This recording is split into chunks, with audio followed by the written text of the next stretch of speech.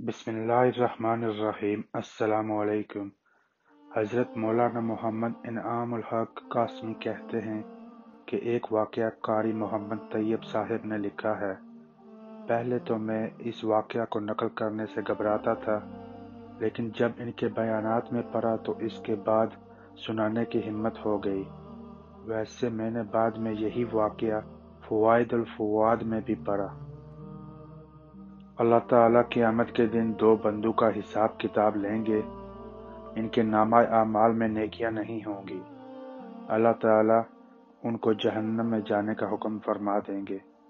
जब अल्लाह ताला उनको कहेंगे कि जाओ जहन्नम में, तो उनमें से एक तो जहन्नम की तरफ भाग पड़ेगा और दूसरा आहिस्ता आहिस्ता चलेगा और पीछे मुड़ मुड़ कर देखेगा, फिर चलेगा और फिर मुड़ कर देखेगा।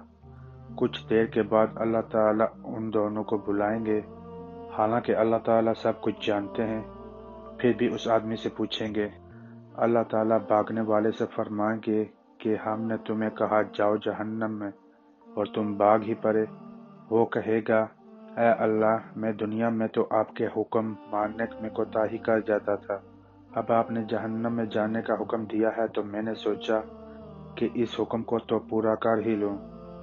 अल्लाह ताला फरमाएंगे कि अगर तू समझता है कि मेरा हुक्म इतना मुअज़्ज़ज़ है कि इस पर अमल होना चाहिए, तो फिर इसकी वजह से मैंने तेरे गुनाहों की मग़फ़िरत कर दी, लिहाजा अब तू जन्नत में चला जा। फिर अल्लाह ताला दूसरे आदमी से फरमाएंगे कि तुम आहिस्ता आहिस्ता भी जा रहे थे और पीछे मुड़ मुड़ कर भी देख रहे थे, इसकी क्या वजह है?